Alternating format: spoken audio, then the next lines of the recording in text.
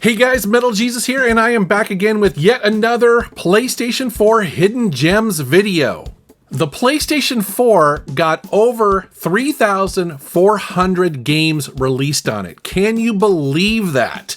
And as you would expect, with so many games on it, there are going to be some games that maybe you haven't heard of before, haven't played, and so that's the point of these videos. Many of these games came out on other systems, but it's the PlayStation 4 version that I really like because you can often get them on sale digitally. That's really nice if you want to save a little bit of money. The other thing I want to mention is that all of these games play on the PlayStation 5. As a matter of fact, all of the gameplay footage that you're going to see in this video was me capturing these games running on my PlayStation 5. All right, with that said, let's take a look at the first one. Hello, Dan Smith here. I directed this film back in, well, it feels like a century ago. Yeah, and wham, straight into the action. No fluff or anything. That's what we did back then. Crash-landed ship. Out pops our hero, the fearless Dick Starspeed. The Deadly Tower of Monsters. This is a hilariously self-aware action-adventure game that kind of doubles as a love letter to those campy 1950s sci-fi B movies. And the premise of this game is pretty simple. It has you scaling this like ridiculously tall tower, and it's filled with all these just absurd enemies that you'd expect from like a low budget space movie flick. You've got laser blasting robots, you've got gorilla suits with jetpacks, and you got mutant snail things. You play as Dick Starspeed. Yes, that is his name, and he's a dashing space hero that is completely stupid and wooden, but he's also accompanied by this plucky co-star named Scarlet Nova, and he's also got a robotic sidekick. Ah, I knew you would return. Puny Earthman, you shall help me overthrow the Emperor. Why would you turn against your own father? How do I know I can trust you? Oh, this scene. This is practically Shakespeare in outer space. Just as the entire planet does. And, huh? Patrick, what's wrong with the video? Sorry, sir. Technical problems. Darn it, we're missing some really good writing here. There. Sorry about that. And the game has got this over-the-top action, really cheesy dialogue, and it's also got some deliberately terrible special effects. For instance, it's got these visible strings that are hanging off of these bats and other flying creatures, and it's hilarious because all throughout this game, you're getting this director's commentary almost like it's a movie, and they just acknowledge it. They actually mock the very existence of all of this stuff. It's hilarious. Now, the way this game plays is kind of a mix of a beat 'em up or a brawler, but also a twin stick shooter, depending on what weapon you're using. And all you're really trying to do is just get to the top of this tower and try to solve some light puzzles. But man, it is just so much fun. So yeah, definitely check out the Deadly Tower of Monsters if you're looking for something kind of funny and different, but also a ton of great action. Right from the start, our budget was a little tight, even by standards back then. To make do, Tony shot a couple scenes in black and white. Originally, he intended to use it for flashbacks, but then I had to break it to him. Our film doesn't have flashbacks. We almost made it a silent film just to cut costs.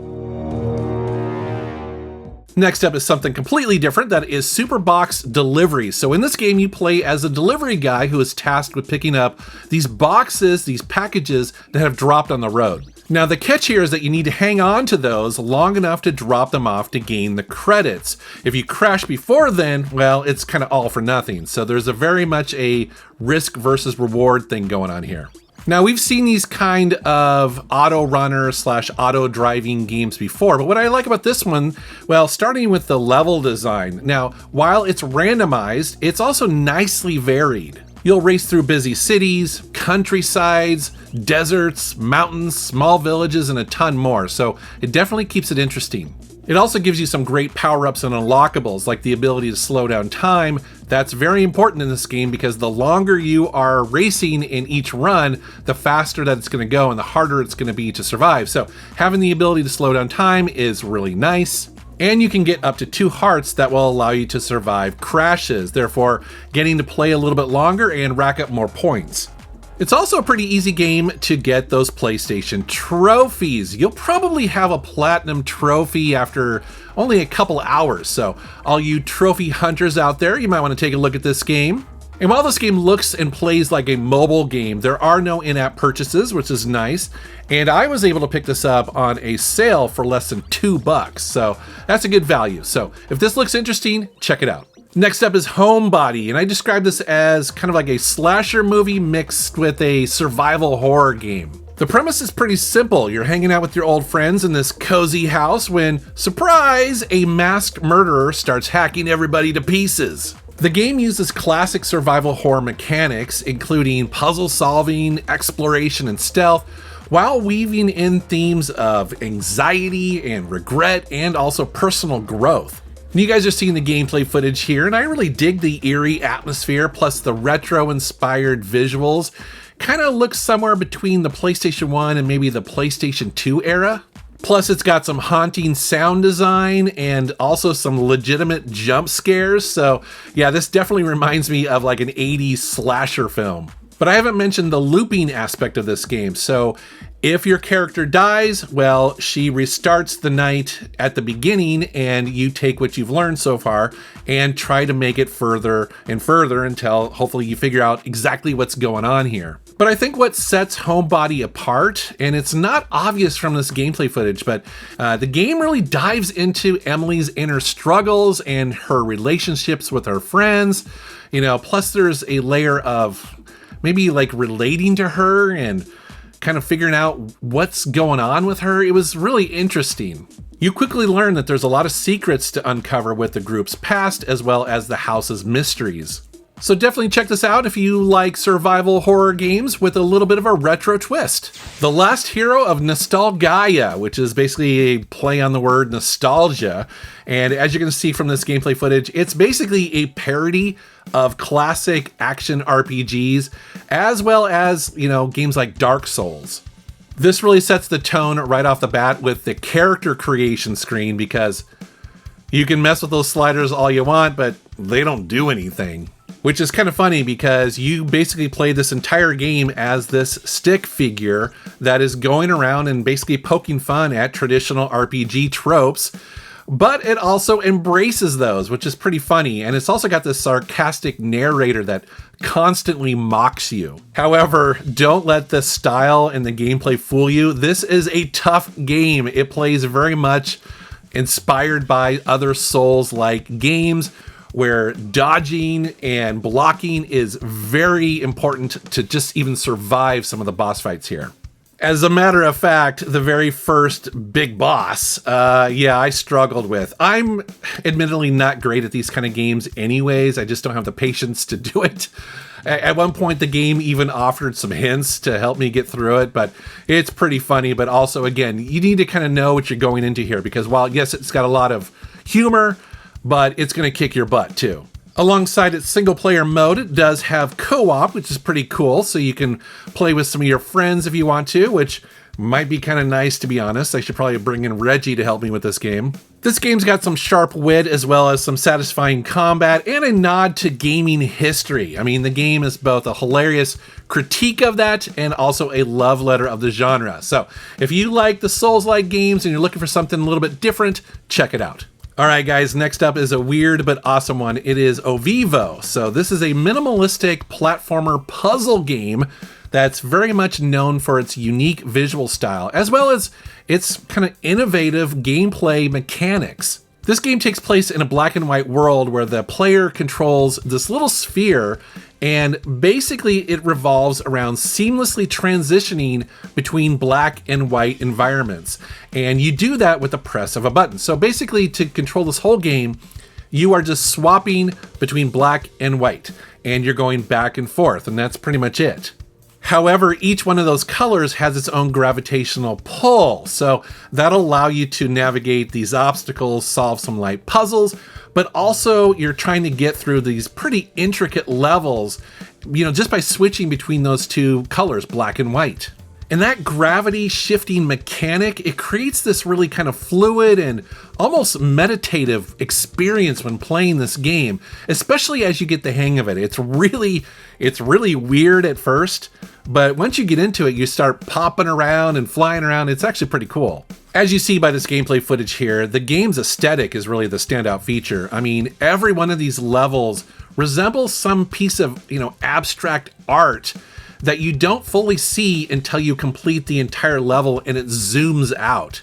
It's a very cool effect. This game looks like it would be very simple, but I'm telling you, there's a lot going on here. It's way more interesting than it probably appears in the video. So if you like games that try something a little bit different, I highly recommend this. I mentioned Homebody before in the fact that had a looping mechanic. Well, I want to talk about 12 Minutes, which is another game that has a similar mechanic to that.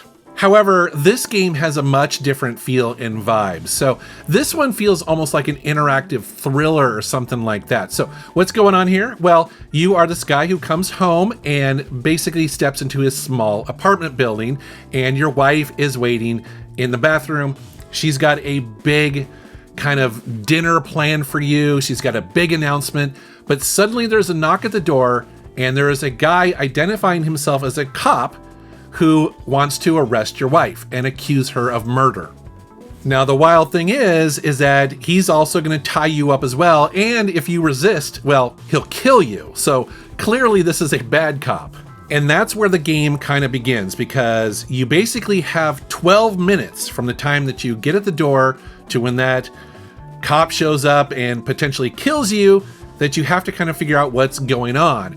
Now, this is a really wild game because it's completely different than Homebody in that this is almost like a drama or something like that, where you really have to search this small little apartment to figure out what exactly your wife might be guilty of and who that cop really is. And because the apartment is so small and you only have 12 minutes to figure stuff out before you die and start it all over again, you really have to move quickly to figure out, okay, what's happening? It makes the game feel very urgent as well as a little claustrophobic. Now, I have to be very careful with the footage I show you here because every single loop actually completely changes the narrative in, quite significant ways here. So just be aware that, yeah, there's a lot going on in this game and you discover it fairly quickly. I was surprised to see on the credits they got a bunch of good Hollywood voice actors here, including William Dafoe, of course from Spider-Man and Platoon, Daisy Ridley of Star Wars Force Awakens, and James McAvoy from X-Men First Class, Split, and a bunch of other movies. So yeah, I really dug 12 Minutes. It's a mix of point-and-click adventure games with a psychological thriller storyline, plus it's got some top-notch voice actors, and it's got a really gripping and kind of unexpected storyline. I was quite surprised by this. Next up is Yaga. So this is a quirky action RPG where you play as Ivan, who is an unlucky blacksmith who is, at least in the beginning of the game, missing his arm. The thing is, Ivan just really wants to hammer horseshoes and kind of mind his own business, but instead, he's sent on a bunch of ridiculous quests by his czar, who is trying to appease I guess it's like a forest witch or something like that, and basically trying to prove his worth to him. That's where the title of the game comes in, because Baba Yaga, I guess, is an iconic witch, and occasionally she just kind of pops into the story and kind of makes your life living hell. And so like most action RPGs, what you're going to spend your time doing here is smashing monsters, you're going to be crafting kind of bizarre weapons, which is really fun, but also just really trying not to die, because again, remember, this guy's got some bad luck. And the reason why you play this game is because of the humor. It's very funny, very well written. All the characters are just hilarious to talk to. You know how in a lot of action RPGs, you feel like talking to NPCs is kind of a grind? You won't feel that here because they're all really funny and really interesting. So definitely check out Yaga if you're looking for something kind of interesting, because like I said, instead of just fighting typical monsters, you're also battling your fate, irony, and also the occasional just bad pun. All right, guys, that's another PlayStation 4 Hidden Gems game in the bank. And again, so many games to choose from. I could do these for years. As a matter of fact, I think I have been doing these for years, and probably more to come. All right, guys, thank you very much for watching. Thank you for subscribing, and take care.